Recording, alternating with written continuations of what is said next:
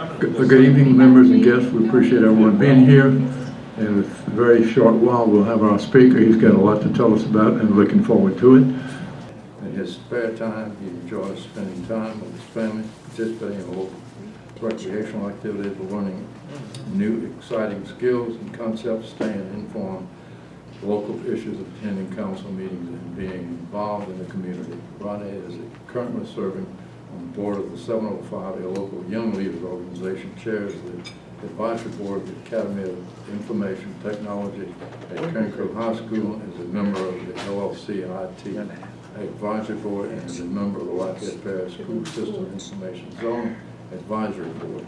2018, Roddy was honored to be one of the 20 people awarded the top 20 under 40 award for his work in the community.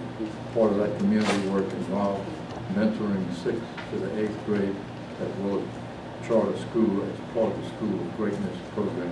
You can also find Rodney ushering at Our Lady of Fatima doing the Sunday Mass, and giving talks on cybersecurity in the Lafayette Bar Association CLE credit classes. And we appreciate you being here this evening. Thank you. Thank you. No problem. Thank you for that introduction. So my name is Roddy Bergeron. I'm running for Parish Council, District 4. Give you a little bit of backstory about me. I grew up in a little town called Bergeron, Louisiana. If you're not sure where that's at, that's kind of northwest of Opelousas. We're only famous for one thing, and that's the Casilla Center. So, yeah, that's it. We don't have, there's no red lights there. There's one store. And I always tell everybody the population's 400, and about 300 of those are cows. So we don't have a whole lot going on in Bergeron right now. So tonight I was asked kind of give a talk, and I didn't think I should just talk about myself the whole time and talk about why I'm running or whatever. We'll get to that later, but I really want to talk about as I'm meeting people in the community the last 2 years, being a part of 705 and being a part of my different advisory councils, some of the issues that I've heard come up in Lafayette that I really don't think we've addressed real well, and that as a community we should come together and start talking about solutions for it, because there's no one person for some of these issues that we're going to have that's come up with a solution. It has to be community driven, and it has to be the community that comes up with these issues together. So I figure this would be a good group of people who would be willing to come together and start having community discussions about some of these issues. So first, for the future of Lafayette, we really need to talk about our future economy and where our jobs are going. You know, we keep hearing issues of people leaving Louisiana and moving to Texas for work, and that's one thing we really need to stop. So one thing we need to talk about is, what is the next big thing for Lafayette? For a while it was agriculture and farming, and then in the 50s and 60s the oil field came in, it was oil. What's the next big thing for Lafayette? And that's something the community needs to talk about, is what is going to be our next big economy booster? What's going to be our next big thing? I was talking with a guy at a conference in Austin, and he really put some perspective in it for me. And he said, go back 100 years and tell a farmer out in the field that the next big thing is going to be website design. And gauge his reaction for that. He'd think you were crazy. He would think that you're talking about something that doesn't exist. Go back 50 years and ask somebody in the oil field that website design, SEO, technology is going to be a big thing. They would laugh at you. They would think you were crazy. But here we are today, and that's very common. So when we start talking about the future of Lafayette and the future of our economy, what's that one thing that we'd probably laugh at, but it might be something that's a major thing that we need to do here. So it could be technology-wise, it could be related to the health and medical fields. Like, what's that big thing? So we start talking about curves, S-curves, and what we call technology or curve jumps. So there's this thing called, so if you're looking at a technology jump, it looks like a series of S's, okay? And when it starts off, it's not highly adaptive, but as it takes off, it forms an S, and it peaks, and it starts to come down. So if you can figure out where that peaks at, that's when you need to start talking about what's the next big thing. And that starts your next S, where it's not highly adaptive, it's not good for the economy, and it grows and actually becomes a big part of your economy. So when we start talking about what that looks like, that needs to be the community needs to talk about that. It's not going to be some person who comes in here and just says, hey, this is the next big thing, this is the next big idea, but the community kind of needs to grow that. So that's what I'm all about. When we start talking about government, we start talking about community-driven projects in the local area. Another issue that I come across a lot that we need to really talk about as a community is our aging population. As our population starts to get older, we're starting to see that there's not enough people to take care of our aging population, especially locally here in Lafayette. A lot of people go to school here, and then they leave. And that leaves us a gap between, in a population gap that's starting to happen in Lafayette. And as our population gets older and needs assistance with day-to-day care, or even people who are going to a nursing home, they'll need staff and trained people to kind of help out. And that's a serious issue. Now, I know there's been talks of building a medical school here in Lafayette, and that's something the community probably needs to get behind and start talking to their local university, if you know anybody at the university, or even your local council members about where it's at with our local medical school. Because in 10 or 15 years, we're going to have a bunch of issues with health and medical issues for our aging population. A big one too that I've been hearing a lot of people need to talk about is, what are we going to do with LUS? Okay. So I'll be on the parish council. I won't have a whole lot to say about LUS, but as a resident of the city of Lafayette, we're really going to have to talk about what our future is. So Terry Huval came here, what, a month ago? Terry Huval came here and talked about the IRP process that's going on. So if you're not familiar with the Integrated Resource Plan, it basically dictates how LUS is going to operate for the next foreseeable future. The consensus I hear from it is that they're probably going to push for 25% renewable energy, but you have to ask, where are we going to get that energy from? Because we only have, I think, 3 power plants that we get energy from. One's Rodamaker, which is our coal plant, and the other 2 are 2 natural gas plants. So if we start talking about renewable energy, as part of the Integrated Resource Plan for LUS, where are we going to get that from? Nuclear, off the table, not going to happen. Wind, probably not going to happen anywhere near Lafayette. Hydro, not going to happen. So it leaves you with 2 alternatives. Actually 1 alternative, and that's solar. So if we're going to start talking about adding renewable energy to LUS, what are we going to do to help build that portfolio out? So we also have natural gas, which is going to be a big driver for LUS, and will continue to be there. And we need to look at how efficient our plants are for LUS. And again, this IRP process that's coming out, that needs to be community driven. And the community is supposed to have a public say in it. And I would definitely agree that you need to be a part of that process, especially if you're interested in the future of LUS. Last year they had a management deal that tried to get pushed through to manage LUS, and it did not get a whole lot of public approval. That's going to come back. It's not over with. So just remember that as we start to talk about issues in Lafayette. And the last thing is education. You know, we love our schools here. We have a great college here, but we need to be more invested in our local schools. Ella will tell you, I'll attest, that we have some D&F schools that really need our help. They don't need our money. We have funding that will push those schools through. What we really need is community involvement. And as a people, we really start going to school board meetings and joining advisory boards and talking about what can we do to improve our schools, that it's not just throw money at the issue. Because throwing money at the issue is, to me, that's the easiest thing, and it's not what fixes the issues here. So I'm going to stop there on issues. Any questions about what I said or any feedback on that? Yes, sir. I want to come up. Because I have a whole other part that's about the platform and everything else. You're Republican or Democrat? Registered Republican. Can you make a demo? Yes, I can make my own YouTube. The push card here Yes. is good. Improve our drainage. Yes. For 4 years, I've been asking Parish to dredge out for me. Okay. Some places there it's 2 foot deep, some places it's 10 foot deep. Okay. Years past, crew boats used to come up to me. Not anymore. They stopped that. Fix our infrastructure. Joey Urell went to a meeting over in New Orleans Okay. 7 years ago, I think it was. Somebody used the word infrastructure. He got caught up in that. So everything he said to the public after that was, well, we have to work on our infrastructure. Okay. Guess what? His infrastructure meant to be a boulevard down Johnson Street with a good grass median and 3 lanes on each side. He wanted legacy, not infrastructure. Okay. So that's something to think about. All right. Something to do along here, our next big thing, our medical systems. Go down Tully's Saloon, there's 1.5 miles of towering medical buildings over there. Thousands of people are birthed, lots of people sick.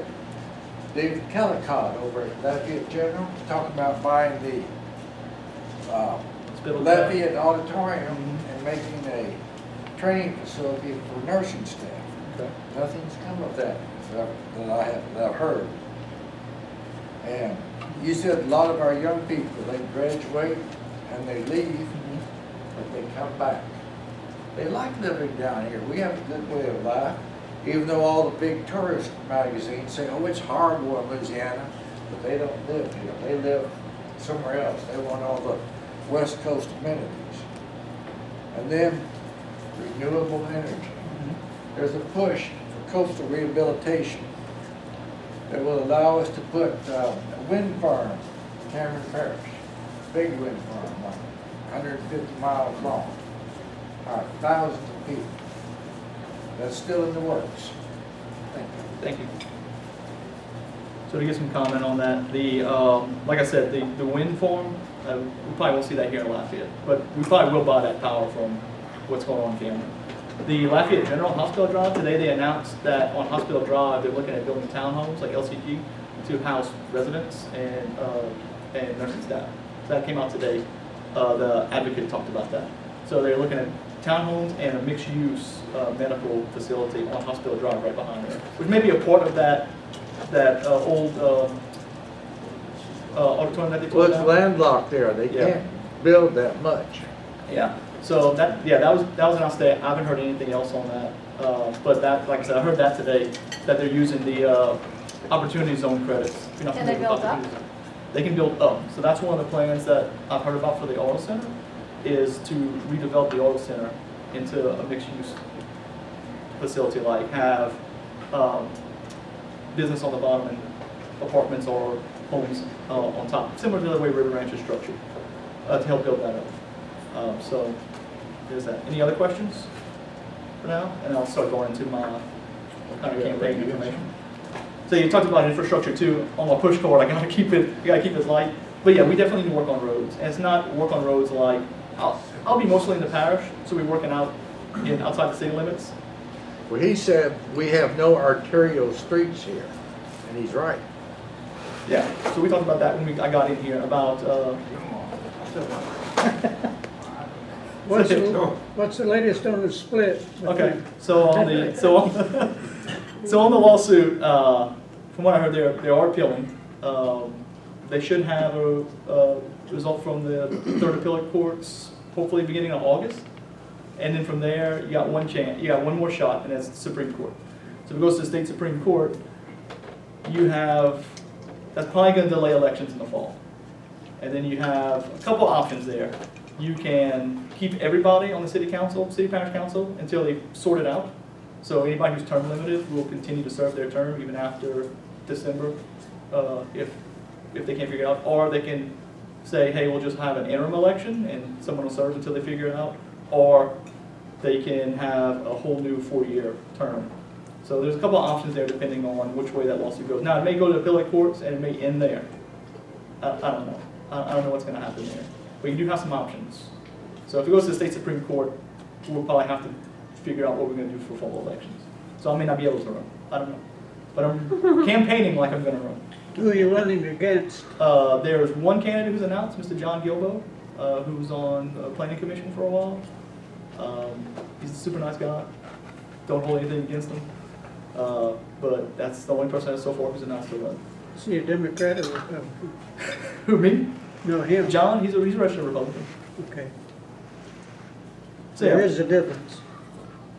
I'm sorry? There is a difference Between, Republican and Democrat. Well, there's a difference in the way you think about it. There shouldn't be that. yeah. So that's kind of the things. And I kind of want to get into like my platform because some of these issues, I just want to bring them up just so we can have that kind of conversation about where we're going as Lafayette. Because I do think Lafayette has a bright future. A lot of people say Lafayette's dying, or, in the 80s they said the same thing. They said, last person out to turn the lights off because Lafayette was dead. I know, my dad was in the oil field, worked for John Chance for 32 years as a party chief, as a civil engineer. And they told him that at John Chance, that there's probably a likelihood they would shut the doors down. But we rebounded for the most part. So I still think Lafayette has a bright future, but I think we just need to have that, we like to call it in IT, we call it crucial conversations. So you have a crucial conversation about what's going on, and you actually sit down and talk with people. You don't argue with people. You sit down and you talk with them, and you may not agree. But as Dale Carnegie teaches me, I'm doing Dale Carnegie classes right now, you can disagree agreeably and still come to a resolution. And I think that's more of what we need in our local government. So I told a story today. I had an interview with Andrew Capp, with the advertiser, and he asked me the same question. I figured I'd add it. He said, "Why are you running?" And that's always the question. And see, mine's a little emotional. And I think I've told this story. I think, Leslie, maybe you've heard this story. But so a year ago, I was asked if I'd ever run for a local office. And I said no. I was like, being a politician, that's like a horrible word. I don't want that title. You know, I don't want to be a politician. All I said was a 4-letter word. Like, is this a horrible, horrible, horrible thing to be a politician? And then I started getting more involved, and in January, I had one sentence that changed my life. And it was my daughter. She was 4 years old at the time. And I'm sitting in my living room, and I'm doing some work, working from home. And my daughter's sitting on the windowsill, kind of looking out the window, and pouring down rain, and she just sighs. And I said, well, baby, you know, what's wrong? What's going on? And she goes, oh, nothing. And I said, you know when something's wrong with your kid, you know. And I said, no, tell Daddy what's going on. And she said, Daddy, I don't want our house to flood like Charlie's. So all of a sudden, like, I stopped. See, back in 2016, I got a call on a Friday night in August, and my best friend called me and said, hey, I got 2 inches of water in my house. Is there a place that I can go stay? And I said, sure. So he said, don't come get me because I'm getting in the back of a dump truck because there's 3 feet of water in my neighborhood, and the only way to leave is via dump truck. He said, they're bringing us to Crossroads Church. I'm sorry, they're bringing us to, I forget the name of the church, but anyways, he said, come pick us up. So I went to pick him up, and he stayed at my house for a few days, and then like 4 days later, he got a call. He says, okay, to go back to his house. There's still about a foot of water in front of it, but you can still get to the house. So he pulled up at the house thinking that maybe he had a foot, a couple inches of water. The high water mark was about 3 feet to his house. So door swollen shut, kicked the door in, started getting all his stuff. Everything's completely ruined in his house. And the thing that broke my heart the most was when I walked into his kid's room, and the kid, all his clothes were in dressers, and all his kids' clothes were ruined. The kid had no clothes. And it was really heartbreaking for me. I helped gut that house. And that was a house where, like, that was the first house I took my daughter when she was like, 30 days after she was born. It's like, all right, I can finally take her out of the house. That was the first place I took her to. And it was kind of heartbreaking to gut that house down to the studs and rebuild it. So when my daughter tells me she doesn't want her house to flood like Charlie's, I go, I'm tired of asking people to do something. I'm going to step up and I'm going to do it myself. And if it means running for office and being that politician that I said I hated for so long, like, I'll do it. Like, I have to do something. And so I put some feelers out there, and people I've never had anybody tell me not to run. I've had people question me and ask my reasoning why, but I've always I've never had anybody say, no, this isn't for you. So I've been kind of encouraged to run. And then I had a feeling that if we're going to have a split council, and we're going to have a city and parish council, and we're going to have a new parish council, we need people on there who are going to start off on the right foot. We don't want someone starting off our parish council with the wrong ideas, the wrong solutions, and just the wrong feelings. That sets the tone for the next people who get elected. And then I realized that we don't really talk about the families here in Lafayette Parish and how our local government kind of works with them. And someone questioned on that and said, what do you mean family? And I'm like, well, I'll look at family a different way. Family is not just my daughters or my wife or my mom or my brothers. It's really my neighbors and our community as a whole. And that's my family. And anything we can do to help that family out, we have to do locally. So that was kind of my reason why I wanted to run. And my first thing is, everybody always asks you, like, when are you going to fix drainage? When are you going to fix roads? And I think that those two things are not the first things we need to fix. The first thing we need to fix is our trust in local government and our ability to have our community feel like they're engaged with our local government, because I really don't think they are. And we've heard that sentiment time and time again. I was going to say, so Roddy told me, and I've been there at council meetings with him, where he feels like he's not being listened to. And it's true. If you don't feel like you're being listened to, why do you stay engaged? Why do you want to make Lafayette home? So that's the first thing we need to do. So I've never really came out with my platform before, so this will be the first place, so give me feedback on it for restoring faith in government. We need to have more public participation in town halls. I feel like there's a lot that gets done, but there's a 2-week period between the time that an ordinance gets put up at the time that gets voted on. And I really think some of these ordinances really need more public feedback on them. I really think that we need to get the local populace and constituents involved in a whole lot of those conversations and a whole lot of those meetings. And I also want to bring back an end to spring millage renewals. So that was one thing that we used to have an ordinance that said we couldn't have spring millage renewals.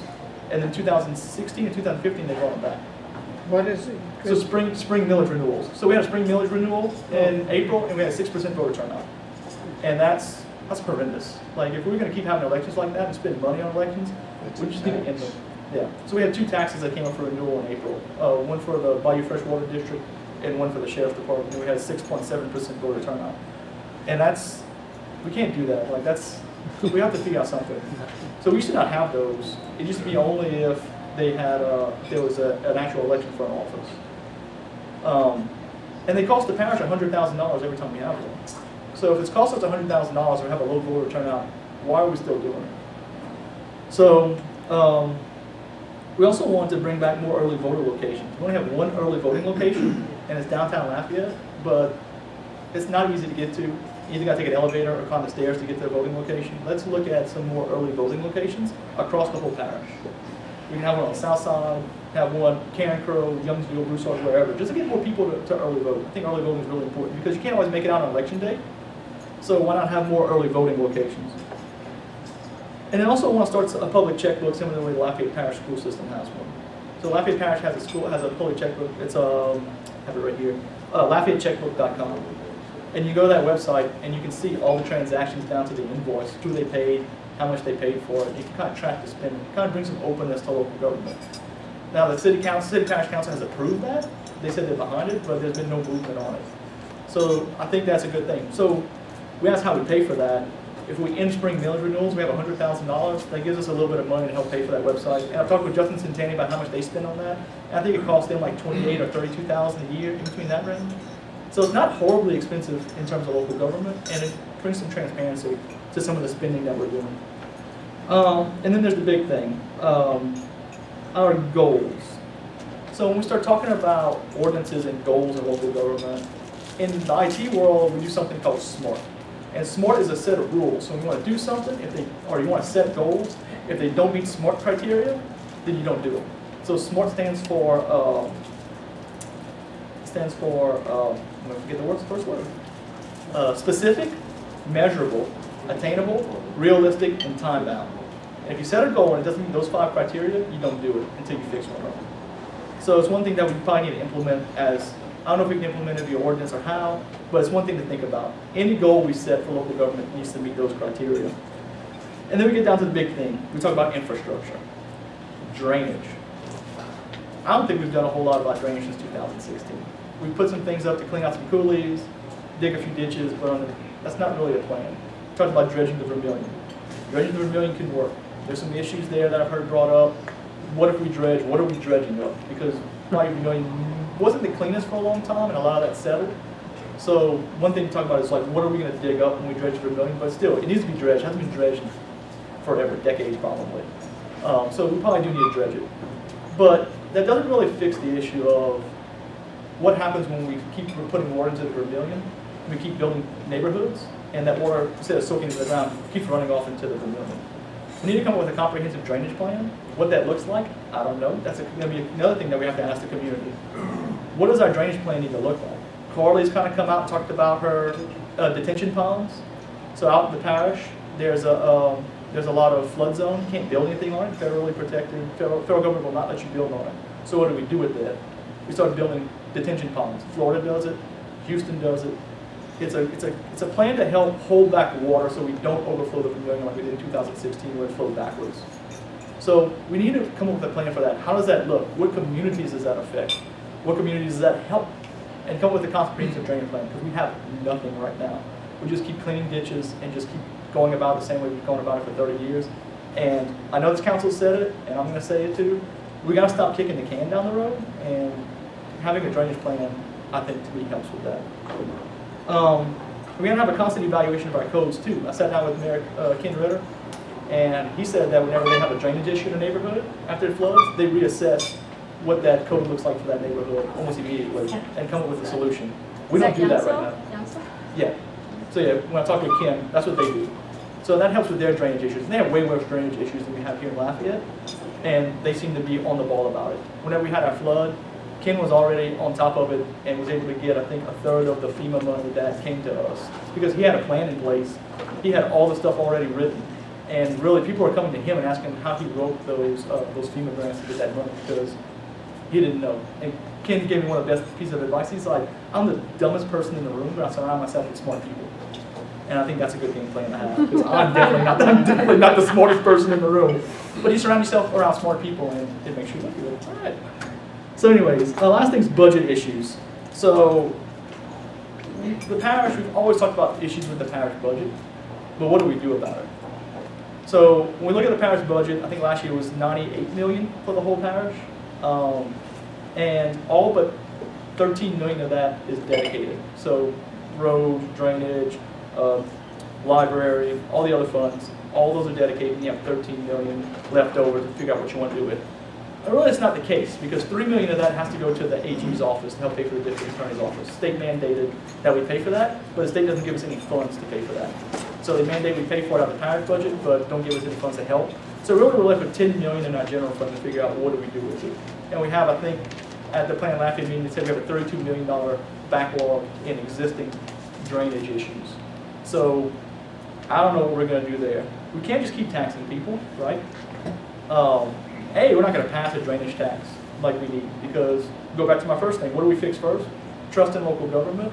When people don't trust you, you're not going to be able to reach out and ask them for more tax money. So as we're earning public trust, some of the things that we can do is help rebuild businesses in the local area. Downtown's doing it. They did it with the federal courthouse. And when the federal courthouse is done, that's going to bring in $115,000 a year to the parish budget, just that one building. So think about all the other blighted property we have downtown. If we can get somebody to rebuild that and build it up, that's more dollars in the parish budget that we don't have to reach out to the taxpayers for. That the local people who are living in those areas or renovating those areas, they'll help pay those taxes. The other thing, what can we cut in the parish budget? That's another thing that we have to talk to the community about. What is in the parish budget that we can cut? And then Salaries of the board. Oh, you're talking about salaries for the council or salaries for the individual board? Salaries for the council. So the council's $30,000. So that'll save us right at $150,000. So yeah, we can cut it. And the last thing is what do we do about the unincorporated area? Since consolidated government has started, every time something gets built in the unincorporated area, a city annexes it. So the last council has been okay about doing revenue sharing, but they haven't been really prudent about it. So that's something that we really need to do, is as we start building out property, if the city wants to annex it, we reach back out to that city that's annexing and say, okay, what does the parish get out of this? Because we're losing out on tax money here. What do you suggest for improving government, your first point? What's that? What do you suggest for improving government, which is your first point? So for improving Government, yeah. local So government. it needs to be. You need to reach out to the community. You say it yourself. You don't feel listened to at the council meetings. Well, that's true, but that's only one thing. Oh, the second thing. Man, got me with a good question. So the second thing we actually need to do with regards to rebuilding government is to really think about whenever we are doing our budgeting, how that process is, because a lot of times nobody understands the budget. So one of the things I talked to with Bruce Conk was taking that budget and splitting it, because the budget document right now is all one big document, and you really don't know who pays for what. There's an allocation table that you read about, I think it's on page 74 and 75 of the annual budget, that just says, here's who pays for what, here's a percentage, here's another percentage. But in the actual budget, it doesn't break that down. So there's questions about who pays for what and how. So if we're going to talk about what we spend money on, we really have to have a clean breakdown of the parish budget. Would implementing that checkbook help with that? Would that? To some extent, but the way the budget is, when you pay an invoice, you pay it out of one fund, and then that gets divvied up and paid back. So if you ever looked at I used to do government auditing when I worked at Bruce Arcocha. I used to help in their audit teams, and there's a lot of internal money that moves around. So you have the actual bank accounts where the money's held, and you have the actual budget that looks a little different. So on the back end, it's different the way they pay for things. It's a little complicated. But there's a reason for that. There's a reason for Because that, you yeah. get different funds from state, local, federal funds. Correct. So They have it's to keep- it is complicated. It's extremely complicated. On paper, it looks a little easy, Yeah, but on the it's back not. end, money's moved around between different bank accounts to help pay for things. And just one more thing, I put it on here because I reminded myself of it. Thursday, there's a town hall at Southside City Library to talk about the Robley extension that they're building. There's two sides to this. I want to go and learn because of the property where it's going to end at on Crest Lawn. The guy doesn't want to sell it to the city, so they're talking about eminent domain. So they think about taking that property to build it. And, you know, I feel for the guy. But in the other side says the Crest Lawn residents want to exit that's not on Johnson Street. So they want a Robley to extend all the way to Crest Lawn. So two sides to it. Come Thursday and here, the residents will be out there talking about the pros and cons, and we'll see what's happened because there's been a lot of issues that have come up from that. So just FYI on that. So any questions on my platform or anything? You said in the last election, we had 6% of the people who voted, Yes. but yet we have over 100 polling places, and it cost over $1,000 each. Why in God's name do we need 100 polling places for 6% of the population to vote? Well, hopefully 50% of the population starts voting. But Now, again, what are you going to do to stimulate that? that's a good question. I really don't know. We have to, I think a lot of people just are disinterested. They don't want to vote, especially for millages. The only time they go out to vote is whenever they hear the government. They hear the governor race or presidential election, and they know it's coming out. But really, there's some people who just don't care enough to vote. They don't care. They don't feel listened to. They don't feel like their vote matters. So how do we change that? That's a good question for the community. What is going on that stops people from voting? Are they not? We talked about it today with the advertiser. Is it that they're just not getting the word out? That's a big part. You have to cut out the spring elections. Yeah. It's a waste of money. It's a waste of money. It's $100,000. And all the research that all the political science people do say it's total waste. And they used to use those votes to manipulate to be able to get things passed because no one would come out and vote. It's easily the spring elections, those methods are easily influenced. When you only have 8,000 people that show up, I could easily get 2,000 people to show up and vote with a little bit of money. $10,000, I could get 2,000 people to show up and sway a spring election. That's pretty scary. So when you have a 40% or 50% voter turnout, it's a little bit harder to sway that election a few percentage points. So yes, ending spring military, unless we have to vote on an election, if there's a special election, we shouldn't be holding spring elections just for tax renewals. They should be pushed back to the fall. The reason why they do it is because you get two shots. Yeah. Whenever, if a tax fails in spring, you can put it back on an October ballot. You got 6 months after a tax fails, put it back on the ballot. So that was one of the reasons why they did it. So and you can say they've asked in the council meetings why, and the only response back to why they want to put it on is because in a spring election is because they want another shot in case it fails, which I don't believe in. I think you get one shot at it if you fail. Just like an election. If I don't win an election in October, I don't get to say, hold on, I want to hold another election, see if I can get elected. It doesn't work that way. So I believe we're right, we should end those. Yes, Ms. Leslie? So I know the flood 2016 was a big deal, disaster with the insurance companies paying and FEMA deciding they're paying on time. Is there any way we could do some kind of law or something to protect that either the insurance payout or FEMA steps in faster? That'd be a good question for your congressman. Because they have a lot of influence over that. Locally, we can put pressure on them, but it's just like me, technically. I mean, I think it was the worst case scenario, so no one really knew. It was a lot. But, It was a lot. I mean, they had insurance adjusters out there left and right trying to figure it out. I know, yeah. It was pretty tough. And like I said, quick turnaround. We didn't expect a flood. They didn't expect a hurricane, so they weren't prepping insurance adjusters to come out. Right. So you had to try and get them out there, have a quick turnaround, try to get you checked, try to rebuild your home. Within a couple of days. That's pretty rough. But I mean, now we know it can happen, so. Now we know like it can happen, maybe so. put things in a place that. Yeah, I'm not a big fan of FEMA, so, you know, they have their mistakes, but I really think locally, technically, and I'll say technically, at the local level, the council can't influence public works, technically, they're not supposed to. Got it. So when you call a council member with an issue, The only thing they can do is put in a request on Public Works on your behalf. Got it. Now, we know that doesn't always work that way, but technically you're not, the council member is not supposed to influence other areas of government. They're Got supposed to be separate. So I really don't know an answer to that question besides, Talk if to you your don't council- like, talk to your congressman. congressman. Your state rep has some pull too.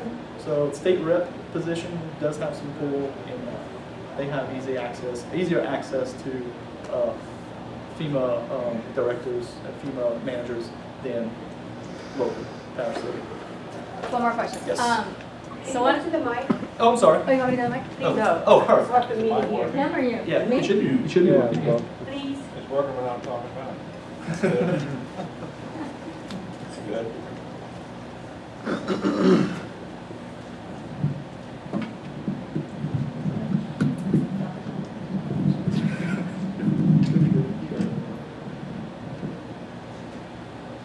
Hey guys, my name's Leslie Fork. So Roddy, one of the issues that my family, especially my husband, has is connecting sidewalks. Okay. They kind of don't connect. And for us to go from River Ranch, ride a bike to downtown is impossible. One of the things I think Louisiana or Lafayette does wrong is it tries to go really big, like the I-49 connector. Okay. Before connecting sidewalks. Okay. You know, I mean, trying to make our city bigger than it is without dealing with the nitty-gritty things like basic elementary things that I think. So I have an interesting story. So my neighbor, I live in Rivers Bend, and when they built that neighborhood, they didn't build sidewalks in it because they didn't want people walking through it. But now, but now we get tons of people walking up and down on Camellia. So I feel you because like someone's gonna get hurt there because like. If you ever walk in front of my house, I live at 520 Camellia. Everybody, y'all can know where I live. If you look at my oak tree in my front yard, you'll see all the scars on it from people who hit that tree. I found pieces of bumper. I've had people call me the next day apologizing because they hit my tree. I'm like, you hurt yourself more than you hurt that tree, trust me.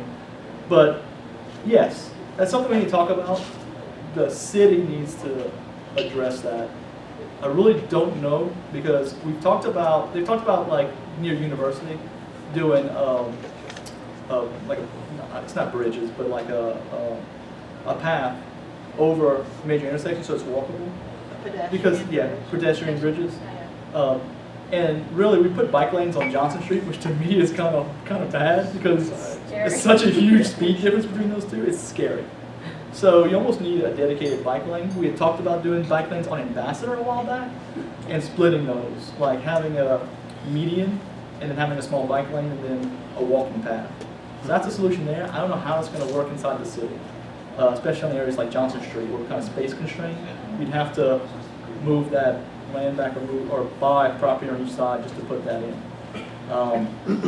It is doable. You just need somebody at the city level who's going to push for it. Because that's going to all be city funds. The mic.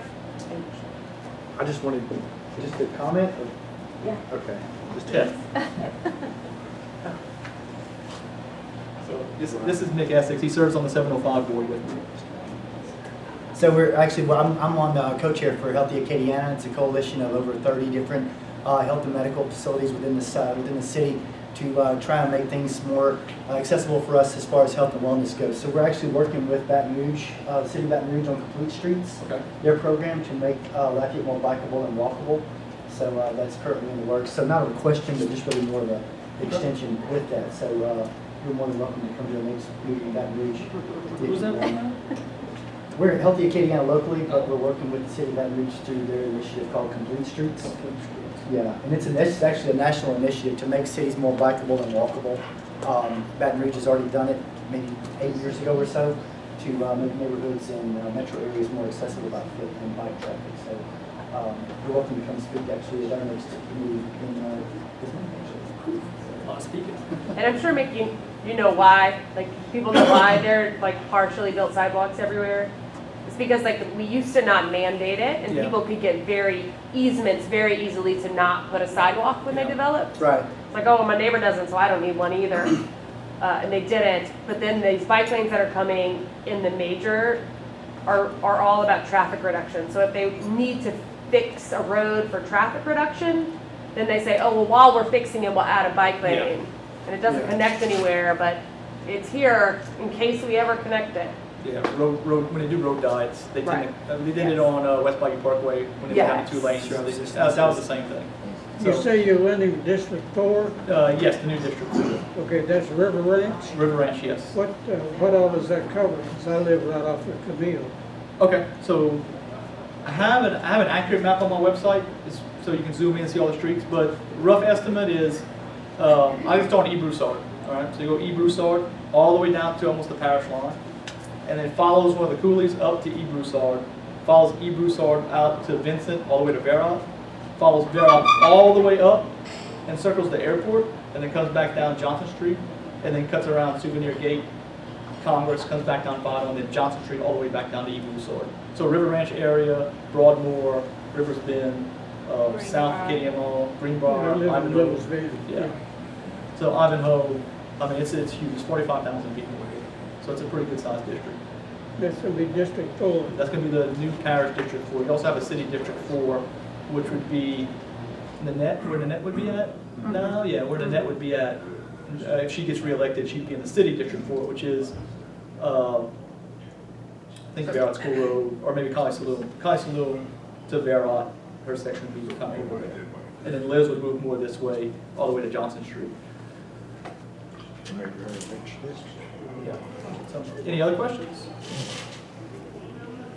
All right. I think we're good. I'm good. Is there, in summation, I mean, would you be able to maybe add to it so we can close it? Give us maybe some additional ideas, thoughts maybe that you can bring to the table with more. Yeah. So, you know, we have a lot going in the parish that we really need to work on. I mean, it's insurmountable, some of the issues that we're going to have in the parish. I can't do it all. It's going to take more than a 4-year term. It's going to take, it took us decades to get into this mess. It's going to take us twice as long to get out of it. And I really don't know what that's going to look like. It's going to be past, if this will be my first term. If I go 3 terms, 12 years, it's going to go way past that. So I'm looking to build a foundation so we can start building on that. We talk I thought about, there was only 2 terms. it's going to be 3 terms. It's 3 terms for the city, for the new parish council. 3 4-year terms. Oh, but you're not running for parish council. Yeah. I'm running for the parish, You're running for city council. the parish council. Yeah. Hello. So, yeah. So my goal is we need to have a functioning parish council.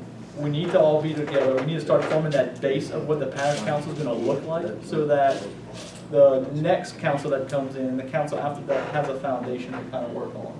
So that's the basis of my campaign, is that we know we need to start from scratch. It's not looking pretty for a transition team right now. We're supposed to have a transition team in February or March to have transition to a new government. We haven't heard anything about that. So we need to put pressure on probably the mayor's office to say, hey, where's our transition team? Because we need to figure out how this new form of government is going to work if these lawsuits fail to remove that ordinance they passed. So it's a fight. It's going to be tough. I'm ready to take the challenge. I always tell everybody working in IT, all we deal with is issues all the time. So I'm ready to tackle issues and listen to my constituents and actually sit down and have a conversation with them. I'll end with a quote. As I was doing research when I went to run, I ran across a quote from John F. Kennedy. Whenever he was running for election, he said that an elected official must never disdain the need to act. We should never look at the past to place blame, but we should always hold ourselves accountable for the future that we create. He also said that there's no such thing as a Republican answer or a Democrat answer. There's always just the right answer. And that if we have something that we need to do, we need to work together. Because you might have an issue that's 90% correct, and someone comes with something else, you can pull from that and make that solution even better. So when we talk about creating more trust in local government, listening, and putting an issue together, putting a solution together, or listen to multiple people, and come up with a great solution, that's what we need to do. And I think we've been lacking that a lot at the local level. So. Wish you could do something about the districting. I bet there's not 3 people here that could name the parish district, the city council district, the state representative, the state senator, and the United States senator. Yep. All the different districts that we live in. I'm so darn confused, I have to write it down. And we were talking about this earlier. If you go to the Secretary of State's website, it's not correct. Because it says my council member is Kenneth Boudreaux in District 4, and that is not correct. I'm in District 6, Bruce Carl. So they're making changes right now to accommodate for the new districts, and they're not correct. And I've reached out to the Secretary of State's office, and I haven't heard anything back about that. It's a two-year backlog on that website. Yeah. So whatever you see today was put on there in 2017. Yeah, so there's some issues there. So even if you are confused and you go to the source of the information is not right. And they like confusion because when the election comes around, they'll give them a little foothold to file suit against them. Yeah. So if we come down to election and the Secretary of State's information is not correct, I don't know what to do. Sue him. Yeah. That'd be the only thing you could do. I really don't know. I don't advocate just suing out of general, reaching out first, trying to figure out the issue and make sure that, you know, it could be a clerical issue. I don't think it is. I think it's just they put the information out there and they're going to change it as this appeal kind of works its way through court. I don't know. But I've reached out and haven't heard anything. So that's it. No further questions?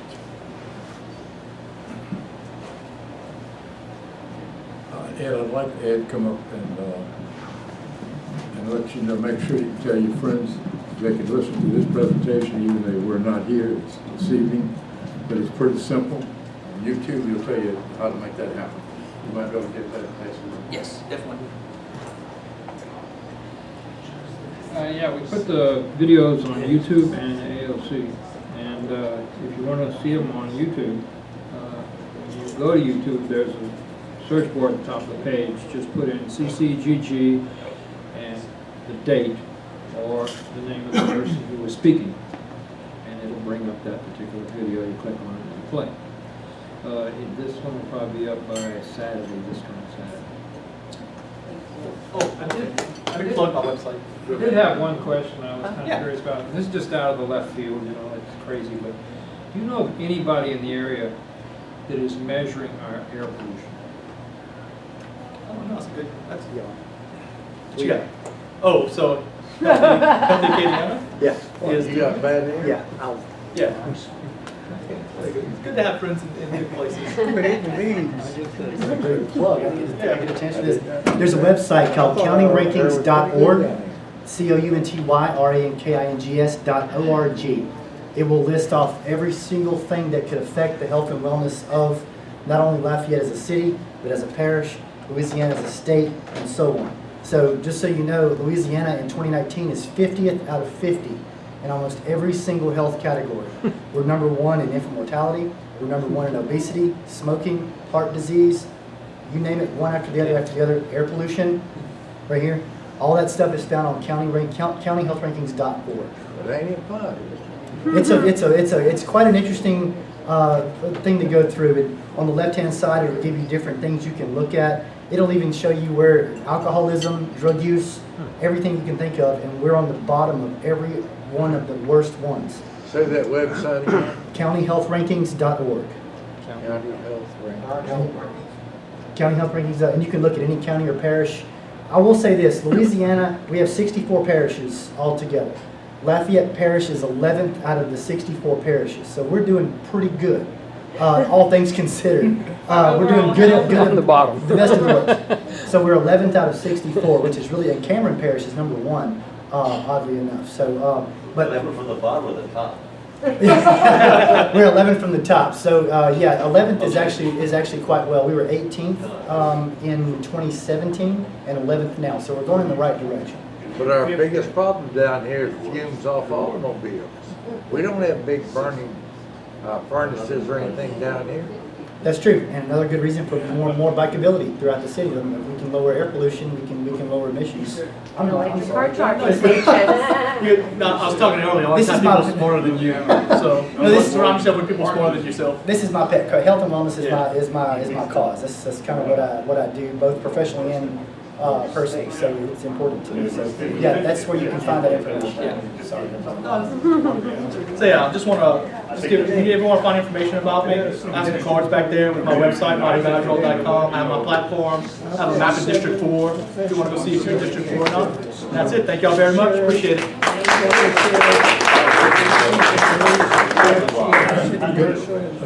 Justin Centeni, would you please come up and say at least a couple words? We appreciate you being here.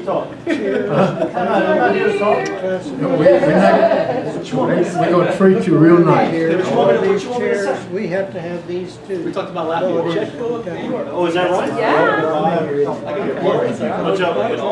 What'd y'all think about Lafayette checkbook?